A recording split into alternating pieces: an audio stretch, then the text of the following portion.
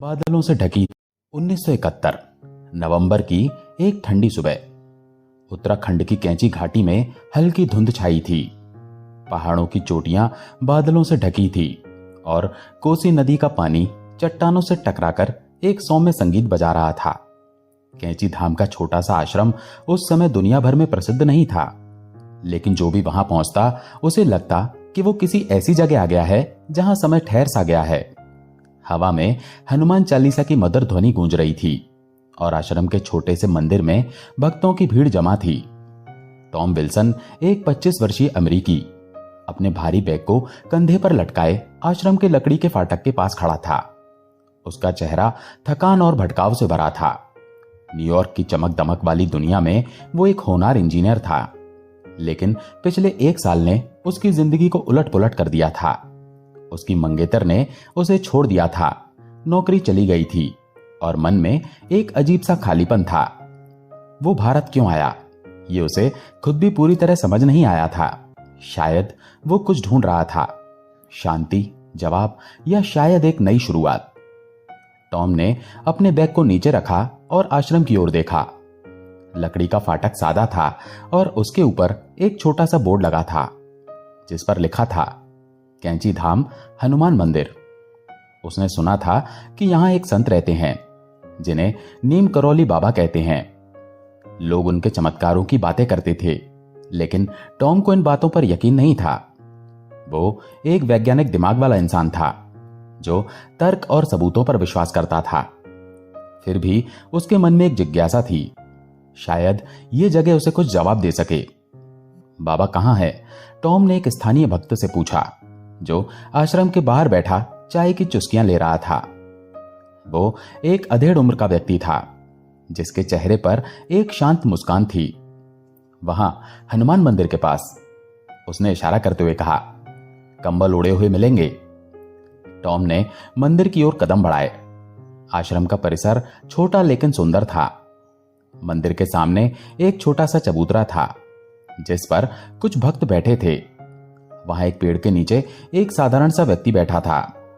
उसने एक पुराना हल्का सफेद कंबल ओढ़ रखा था और उसकी आंखों में एक अनोखी चमक थी। उसका चेहरा इतना सादा और शांत था कि वो किसी गांव के बुजुर्ग की तरह लग रहा था। टॉम को देखते ही वो मुस्कुराए। आजा बेटा, बाबा ने कहा। उनकी आवाज में एक गहरी शांति थी। टॉम थोड़ा हिचकिचाया। वो नीम करौली बाबा के बारे में सुन चुका था, कहानियां, चमत्कार और उनकी सादगी, लेकिन सामने बैठा ये व्यक्ति इतना साधारण लग रहा था कि टॉम को यकीन नहीं हो रहा था कि ये वही संत हैं जिनके भक्त दुनिया भर में फैले हैं। मुझे नहीं पता मैं यहां क्यों आया, टॉम ने धीरे से कहा। उसकी आवाज में एक हल्की सी निराशा थी। कोई बात नहीं, बाबा ने हंसते हुए कहा। हनुमान जी ने बुलाया है, वही रास्ता दिखाएंगे। बाबा ने अपने कंबल को थोड़ा ठीक किया और पास रखी एक छोटी सी पोटली से एक पुराना कंबल निकाला। ये रख, उन्होंने टॉम की ओर कंबल बढ़ाते हुए कहा। ये तुम्हें रास्ता दिखाएगा। टॉम ने कंबल लिया, लेकिन उसके मन में सवाल उठ रहे थे। ये कंबल, ये तो बस एक साधारण कपड़ा है, इसमें क्या खास है? ये पुराना, थोड़ा फटा हुआ और हल्का गंदा भी था, लेकिन बाबा की आंखों में कुछ ऐसा था कि टॉम ने चुपचाप कंबल ले लिया और उसे अपनी थैली में रख लिया। उसी रात आश्रम में भजन शुरू हुए। मंदिर के छोटे से प्रांगण में भक्त इकट्ठे थे और हनुमान चालीसा की धुन हवा में गूंज रही थी। टॉम मंदिर के कोने में बैठा था, जहां से वो सब कुछ देख और सुन सकता था। उसने देखा कि बाबा सभी भक्तों से मिल रहे थे, लेकिन किसी को अपने पैर छूने नहीं दे रहे थे। मैं साधारण इंसान हूं, बाबा बार बार कह रहे थे, लेकिन उनकी सादगी में एक जादू था। एक भक्त जिसका नाम गोपाल था, उसने टॉम को अपनी कहानी सुनाई। गोपाल ने कहा, मेरी मां पिछले साल बहुत बीमार थी। डॉक्टरों ने कह दिया था कि वो नहीं बचेंगी। मैं बाबा के पास आया और उनसे प्रार्थना की। बाबा ने बस इतना कहा, हनुमान जी सब ठीक करेंगे। अगले दिन मेरी मां की तबीयत सुधरने लगी। एक हफ्ते बाद वो पूरी तरह ठीक हो गई। टॉम को यह सुनकर आश्चर्य हुआ। उसने पूछा, यह कैसे संभव है? गोपाल ने मुस्कुराते हुए कहा, बाबा के साथ कुछ भी संभव है। वो हनुमान जी के दास हैं, उनकी कृपा से सब कुछ हो सकता है। टॉम ने दूसरों से भी कहानियां सुनी। एक भक्त ने बताया कि कैसे बाबा ने उसे नौकरी दिलवाई। दूसरे ने कहा कि बाबा ने उसे एक सपने में दर्शन दिए और उसकी जिंदगी बदल दी। टॉम को ये सब कहानियां अविश्वसनीय लग रही थी। वो सोच रहा था कि क्या ये सब सच है या बस लोगों का विश्वास है। अगले दिन टॉम ने बाबा से पूछा, लोग आपके चमत्कारों की इतनी बातें क्यों करते हैं? बाबा हंसे, चमत्कार? ये सब हनुमान जी की कृपा है, मैं तो बस उनका दास हूं। फिर उन्होंने टॉम की ओर देखा और कहा, जो मन से मांगता है उसे हनुमान जी देते हैं, लेकिन मन साफ होना चाहिए। उसी दिन आश्रम में एक नया मेहमान आया, रमेश चंद्र, एक भारतीय रेलवे अधिकारी। वो बाबा का पुराना भक्त था और उसने टॉम को एक कहानी सुनाई। तुमने ट्रेन वाली कहानी सुनी है? रमेश ने उत्साह से पूछा। टॉम ने नहीं में सिर हिलाया। रमेश ने कहना शुरू किया, ये 1940 का दशक था। बाबा तब लक्ष्मण दास के नाम से जाने जाते थे। वो एक ट्रेन के फर्स्ट क्लास डिब्बे में सफर कर रहे थे। टिकट चेकर ने उनसे टिकट मांगा, लेकिन बाबा के पास टिकट नहीं था। चेकर ने उन्हें नीम करौली नाम के स्टेशन पर उतार दिया। बाबा चुपचाप उतरे और स्टेशन के पास एक पेड़ के नीचे अपना चिमटा गाड़कर बैठ गए। फिर क्या हुआ? टॉम ने उत्सुकता से पूछा। ट्रेन नहीं चली, रमेश ने हंसते हुए कहा। रेलवे अधिकारियों ने हर तरह की कोशिश की, इंजन चेक किया, ड्राइवर ने पूरी ताकत लगाई, लेकिन ट्रेन 1 इंच भी नहीं हिली। आखिरकार एक स्थानीय मजिस्ट्रेट जो बाबा को जानता था, उसने अधिकारियों को बताया कि यह बाबा का चमत्कार है। उन्होंने बाबा से माफी मांगी और उन्हें सम्मान पूर्वक ट्रेन में बिठाया। जैसे ही बाबा ट्रेन में बैठे, ट्रेन चल पड़ी। टॉम की आंखें आश्चर्य से फैल गईं। क्या यह सच है? रमेश ने मुस्कुराते हुए कहा, सच है या नहीं ये तो बाबा जाने, लेकिन उस दिन से उनका नाम नीम करौली बाबा पड़ गया और उस स्टेशन का नाम भी नीम करौली रखा गया। टॉम ने अपनी थैली में रखे कंबल की ओर देखा। उसे लगा कि शायद इस कंबल में भी कोई रहस्य छिपा है। उस रात जब वो आश्रम में सो रहा था, उसे एक सपना आया। सपने में हनुमान जी खड़े थे और उनके पीछे बाबा का कंबल हवा में लहरा रहा था। हनुमान जी ने कहा, यह कंबल वैराग्य का प्रतीक है, इसे थाम और अपने मन को शुद्ध कर। सुबह जब टॉम की आंख खुली तो वो कंबल को और गहराई से देखने लगा। उसे समझ नहीं आ रहा था कि यह कंबल उसे क्या सिखाएगा, लेकिन उसे यकीन था कि बाबा ने उसे कोई संदेश दिया है। उसने ठान लिया कि वो बाबा के साथ और समय बिताएगा, उनकी शिक्षाओं को समझेगा और शायद अपने जीवन का मकसद ढूंढ लेगा। टॉम ने अगले कुछ दिन आश्रम में बिताए। उसने देखा कि बाबा की जिंदगी कितनी सादी थी।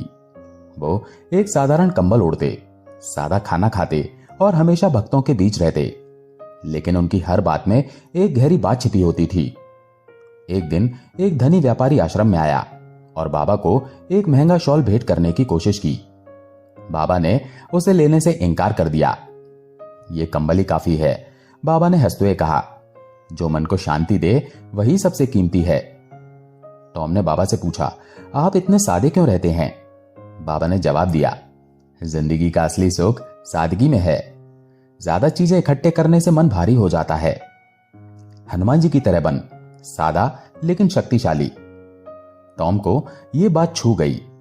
उसने सोचा कि शायद उसकी जिंदगी का खालीपन इसलिए था क्योंकि वो हमेशा ज्यादा की चाह में भागता रहा था। उसने कंबल को अपनी थैली से निकाला और उसे ओढ़ लिया। उसे लगा कि यह कंबल सिर्फ कपड़ा नहीं बल्कि एक संदेश था, सादगी और विश्वास का संदेश। टॉम ने कैंची धाम में कई दिन बिता दिए थे। हर सुबह जब सूरज पहाड़ों के पीछे से उगता, वो आश्रम के छोटे से मंदिर में हनुमान चालीसा सुनने बैठ जाता। बाबा की सादगी और उनकी हंसी उसे हर बार हैरान करती थी। वो सोचता कि ये व्यक्ति जिसके पास न धन है न कोई भौतिक सुख, फिर भी इतना खुश कैसे रहता है। उसका कंबल जो अब टॉम की थैली में एक कीमती खजाने की तरह रखा था, उसे बार बार बाबा की बातें याद दिलाता था। सादगी में ही असली शक्ति है। एक दोपहर जब आश्रम में शांति छाई थी, टॉम एक बुजुर्ग भक्त श्यामलाल के पास बैठा। श्यामलाल बाबा के पुराने भक्त थे। और उनके बचपन के बारे में कई कहानियां जानते थे। टॉम ने उनसे पूछा, बाबा हमेशा से ऐसे थे, इतने सादे, इतने शांत? श्यामलाल ने मुस्कुराते हुए कहा, बेटा, बाबा का मन बचपन से ही अलग था। मैं तुम्हें उनकी कहानी सुनाता हूं। श्यामलाल ने बताना शुरू किया। बाबा का जन्म 1900 के आसपास उत्तर प्रदेश के अकबरपुर गांव में एक ब्राह्मण परिवार में हुआ था। उनका नाम लक्ष्मी नारायण शर्मा था। उनके पिता एक साधारण जमींदार थे और मां एक धार्मिक महिला थी। लक्ष्मी यानी हमारे बाबा बचपन से ही हनुमान जी के भक्त थे। गांव के बच्चे जहां खेल कूद में व्यस्त रहते, वहीं लक्ष्मी मंदिर में हनुमान जी की मूर्ति के सामने घंटों बैठे रहते। एक बार जब लक्ष्मी सिर्फ 10 साल के थे, गांव में एक गरीब परिवार की बेटी की शादी थी, लेकिन उनके पास कुछ नहीं था। लक्ष्मी ने अपनी मां से कहा, मां, उनकी मदद करो। मां ने कहा कि उनके पास ज्यादा नहीं है, लेकिन लक्ष्मी ने रात भर हनुमान चालीसा पढ़ी। अगले दिन एक व्यापारी गांव में आया और उसने उस परिवार को शादी के लिए सब कुछ दे दिया, कपड़े, अनाज और पैसे। लोग कहते हैं कि यह लक्ष्मी की प्रार्थना का चमत्कार था। टॉम की आंखें आश्चर्य से चमक उठीं। क्या वो सचमुच इतने छोटे थे तब?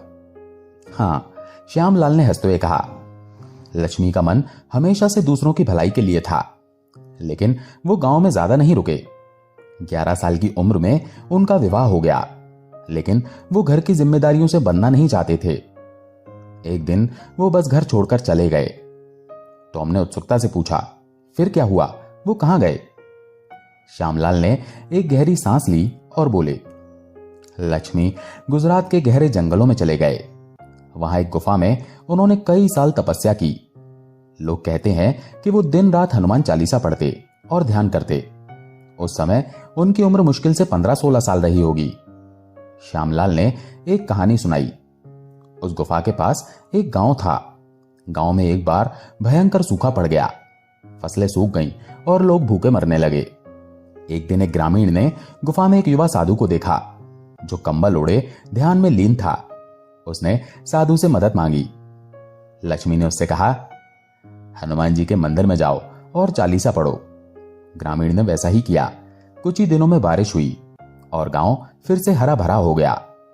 उसके बाद श्यामलाल ने कहा, लोग उन्हें सिद्ध पुरुष मानने लगे, लेकिन लक्ष्मी कभी रुके नहीं। वो एक जगह से दूसरी जगह भटकते रहे, कभी नीम करौली गांव में, कभी नदियों के किनारे, कभी हिमालय की तलहटी में। टॉम को यह सुनकर हैरानी हुई। वो सोच रहा था कि इतनी कम उम्र में कोई इतनी गहरी साधना कैसे कर सकता है। उसने श्यामलाल से पूछा, क्या बाबा को कभी डर नहीं लगा, अकेले जंगल में बिना किसी सहारे के? श्यामलाल ने मुस्कुराकर कहा, डर? बाबा का हनुमान जी पर अटूट विश्वास था। वो कहते थे, हनुमान जी मेरे साथ हैं, फिर डर किस बात का? टॉम ने आश्रम में और समय बिताना शुरू किया। वो हर दिन बाबा के पास जाता और उनकी बातें सुनता। एक दिन बाबा ने उसे मंदिर के पास बुलाया और कहा, बेटा, ये जगह खास है, ये हनुमान जी का धाम है। टॉम ने पूछा, बाबा, इस आश्रम की शुरुआत कैसे हुई? बाबा ने हंसते हुए कहा, यह सब हनुमान जी की इच्छा थी। फिर उन्होंने एक छोटी सी कहानी सुनाई। 1960 के दशक में मैं यहां आया। ये घाटी शांत थी, लेकिन यहां कोई मंदिर नहीं था। मैंने सोचा हनुमान जी का एक धाम होना चाहिए, जहां लोग उनका नाम ले सकें। बाबा ने बताया कि 1964 में उन्होंने कैंची धाम में हनुमान मंदिर की स्थापना की, लेकिन यह मंदिर मेरे लिए नहीं है। बाबा ने कहा, यह उन सभी के लिए है जो शांति और भक्ति की तलाश में आते हैं। टॉम ने देखा कि मंदिर की सादगी बाबा की तरह ही थी। कोई भव्यता नहीं, कोई दिखावा नहीं, बस एक छोटा सा मंदिर जिसमें हनुमान जी की मूर्ति थी। बाबा ने कहा, भक्ति में दिखावा नहीं चाहिए, सच्चा मन चाहिए। टॉम को बाबा की बातें गहरे तक छू रही थी। वो हर रात उस कंबल को अपनी थैली से निकालता और उसे देखता। उसे लगता कि यह कंबल सिर्फ कपड़ा नहीं, बल्कि बाबा की शिक्षाओं का प्रतीक है। एक रात उसने कंबल ओढ़कर ध्यान करने की कोशिश की। उसे लगा कि उसका मन शांत हो रहा है। न्यूयॉर्क की भाग दौड़, उसका टूटा रिश्ता और उसका खालीपन, यह सब अब इतना भारी नहीं लग रहा था। एक दिन टॉम ने बाबा से पूछा, मैं अपने मन को शांत कैसे रखूं? मेरे अंदर इतना गुस्सा और दुख है। बाबा ने हंसते हुए कहा, गुस्सा और दुख तो मन की गंदगी है, उसे हनुमान जी को दे दे। रोज चालीसा पढ़ और दूसरों की सेवा कर, मन अपने आप शुद्ध हो जाएगा। टॉम ने वैसा ही किया। वो आश्रम में भक्तों की मदद करने लगा। कभी मंदिर की सफाई करता तो कभी भोजन परोसने में मदद करता। उसे लगने लगा कि बाबा की बातें सचमुच उसके जीवन को बदल रही हैं। एक दिन आश्रम में एक नया मेहमान आया, माया, एक युवा लड़की जो पास के गांव से थी। उसके चेहरे पर उदासी थी और वो बाबा के पास अपनी कहानी लेकर आई। बाबा, मेरे पिता बीमार हैं और हमारे पास इलाज के लिए पैसे नहीं हैं, उसने रोते हुए कहा। बाबा ने उसे शांत किया और कहा, हनुमान जी सब ठीक करेंगे, तुम बस विश्वास रखो। फिर उन्होंने माया को एक छोटा सा हनुमान चालीसा का पाठ दिया और कहा, इसे रोज पढ़ो। टॉम ने देखा कि माया हर दिन मंदिर में बैठकर चालीसा पढ़ती थी। कुछ ही दिनों बाद एक स्थानीय डॉक्टर माया के गांव आया और उसके पिता का मुफ्त इलाज किया। माया की आंखों में आंसू थे, लेकिन इस बार खुशी के। उसने बाबा को धन्यवाद दिया, लेकिन बाबा ने कहा, यह सब हनुमान जी की कृपा है। टॉम को यह देखकर हैरानी हुई। वो सोचने लगा कि शायद बाबा के चमत्कार सचमुच हनुमान जी की कृपा है। उसने अपनी थैली से कंबल निकाला और उसे फिर से ओढ़ा।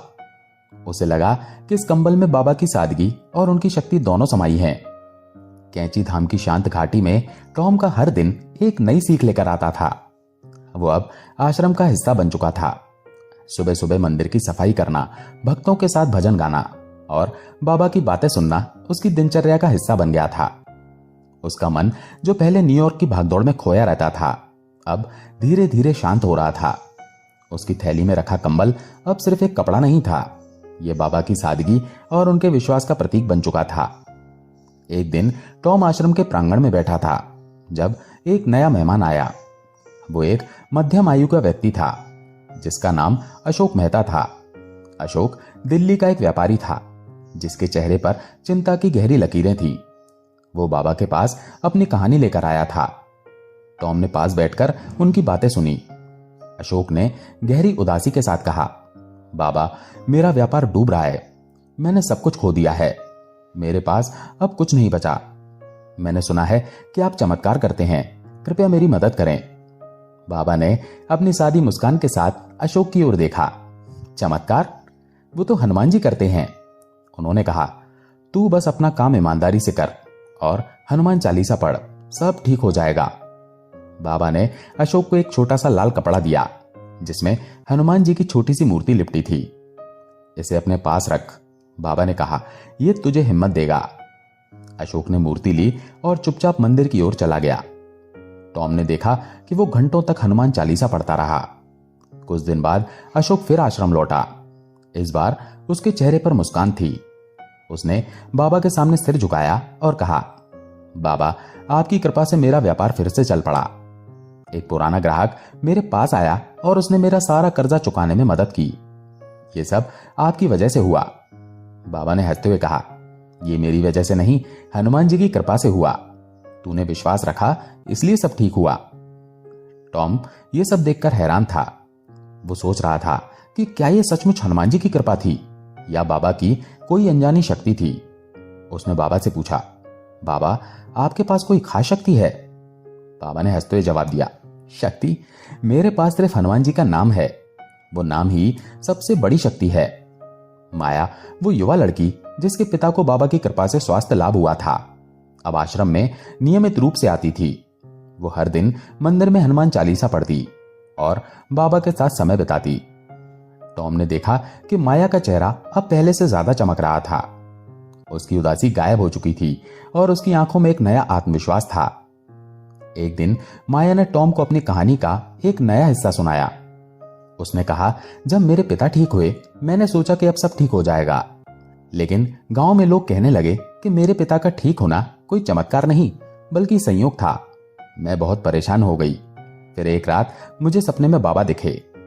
उन्होंने कहा, लोगों की बातों से डर मत, हनुमान जी का नाम ले और आगे बढ़।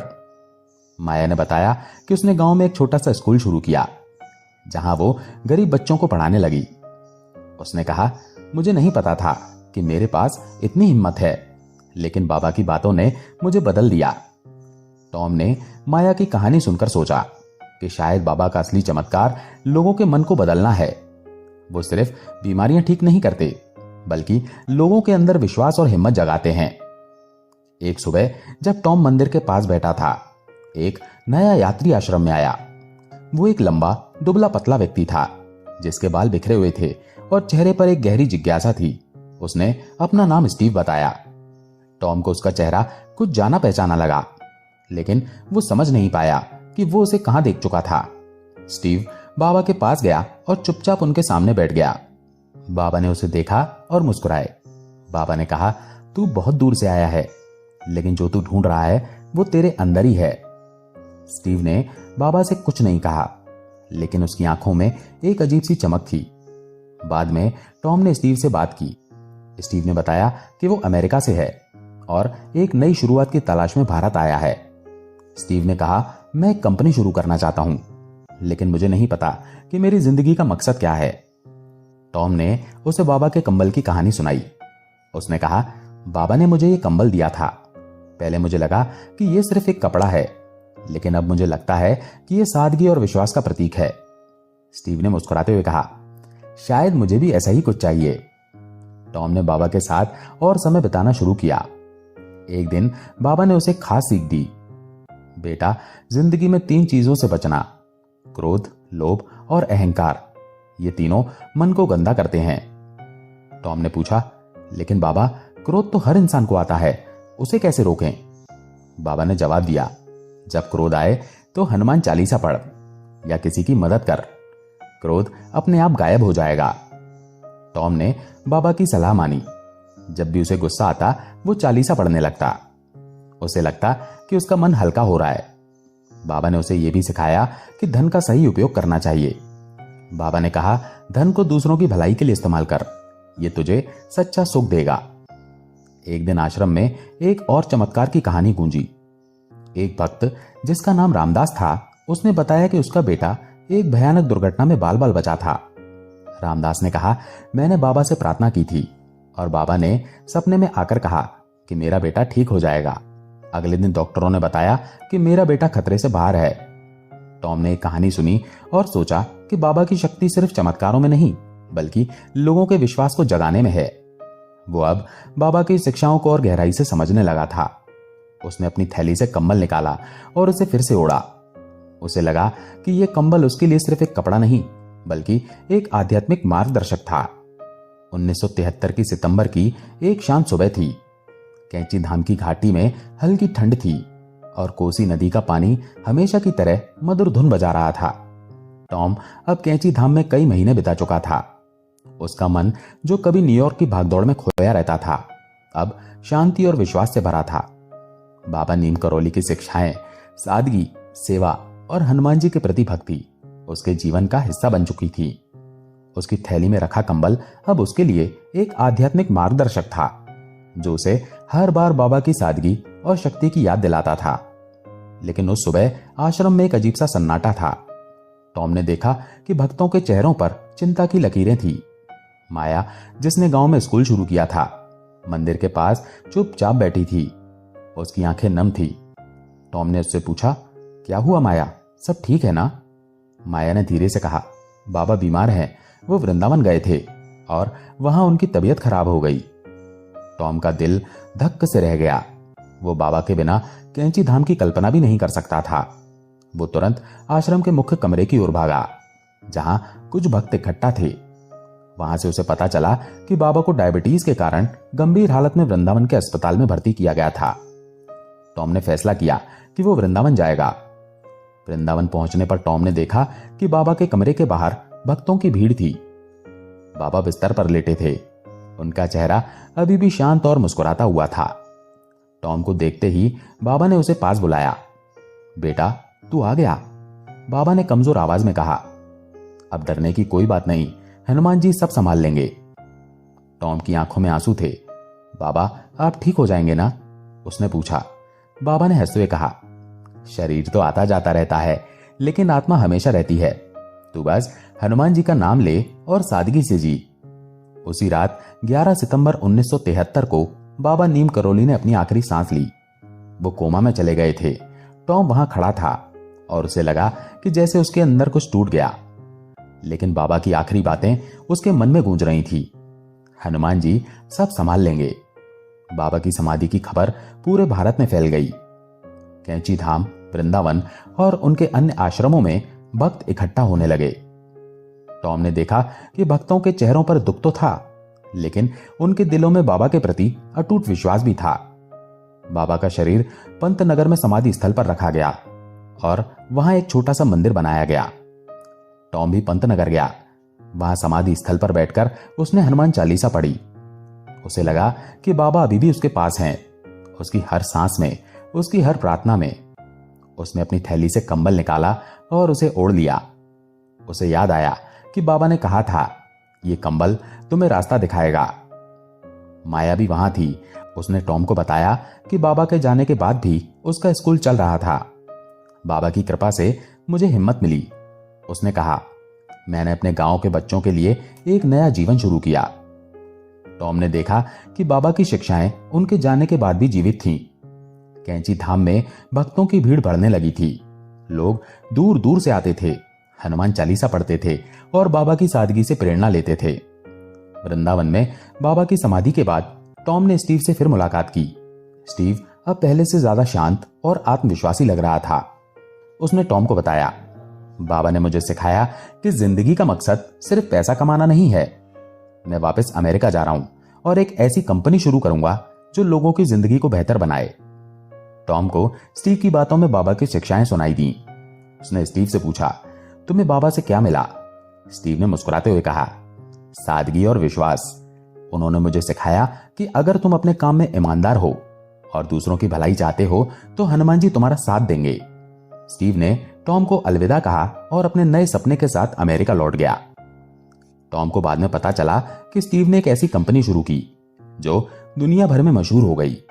लेकिन टॉम के लिए मायने नहीं रखता था। उसके लिए स्टीव की कहानी बाबा की शिक्षाओं का एक और सबूत थी। कई साल बाद 1985 में टॉम अब 40 वर्ष का था। वो एक बार फिर कैंची धाम लौटा। अब वो एक बदला हुआ इंसान था। उसने न्यूयॉर्क में अपनी पुरानी जिंदगी छोड़ दी थी और अब वो एक छोटे से गैर लाभकारी संगठन को चलाता था जो गरीब बच्चों को शिक्षा देता था। उसकी जिंदगी में अब वो खालीपन नहीं था जो उसे कभी सताता था। कैंची धाम अब पहले से कहीं ज्यादा प्रसिद्ध हो चुका था। मंदिर में हर दिन सैकड़ों भक्त आते थे। टॉम मंदिर के पास उस चबूतरे पर बैठा जहां वो पहली बार बाबा से मिला था। उसने अपनी थैली से कंबल निकाला। वो कंबल अब और पुराना हो चुका था, लेकिन टॉम के लिए वो अब भी उतना ही कीमती था। उसने कंबल को ओढ़ा और आंखें बंद की। उसे बाबा की आवाज सुनाई दी, ये कंबल वैराग्य का प्रतीक है, इसे थाम और अपने मन को शुद्ध कर। टॉम को अब समझ आ गया था कि कंबल सिर्फ एक कपड़ा नहीं था, यह बाबा की सादगी, उनके विश्वास और उनकी शक्ति का प्रतीक था। ये उसे सिखाता था कि जिंदगी में सच्चा सुख भौतिक चीजों में नहीं बल्कि मन की शांति और दूसरों की सेवा में है। टॉम ने मंदिर में हनुमान चालीसा पढ़ी और बाबा को धन्यवाद दिया। उसे लगा कि बाबा आज भी उसके साथ हैं, उसके मन में, उसकी प्रार्थनाओं में और उस कंबल में। टॉम ने कैंची धाम में कई घंटे बिताए। उसने देखा कि बाबा की शिक्षाएं आज भी जीवित थीं। कैंची धाम अब लाखों लोगों के लिए प्रेरणा का स्रोत बन चुका था। लोग यहां आते थे, हनुमान चालीसा पढ़ते थे और बाबा की सादगी से प्रेरणा लेते थे। माया का स्कूल अब पूरे जिले में मशहूर था। अशोक का व्यापार फिर से फल फूल रहा था और स्टीव की कंपनी ने दुनिया भर के लोगों की जिंदगी को बदल दिया था। टॉम ने फैसला किया कि वो बाबा की शिक्षाओं को और लोगों तक पहुंचाएगा। उसने अपनी जिंदगी बाबा की तरह सादगी और सेवा को समर्पित कर दी। उसने अपने संगठन को और बड़ा किया और भारत के कई गांवों में बच्चों के लिए स्कूल खोले। हर बार जब वो किसी बच्चे की मुस्कान देखता, उसे बाबा की हंसी याद आती। नीम करोली बाबा भले ही शरीर से चले गए थे, लेकिन उनकी शिक्षाएं, उनका प्रेम और उनकी कृपा आज भी कैंची धाम की हवा में गूंजती हैं। और टॉम, जो कभी एक भटका हुआ यात्री था, अब उस कंबल की छाया में अपने जीवन का मकसद ढूंढ चुका था। दोस्तों, आशा है ये कहानी आपको पसंद आई होगी। अगर पसंद आई हो तो वीडियो को लाइक करके कमेंट में जय श्री राम, जय हनुमान जरूर लिखें।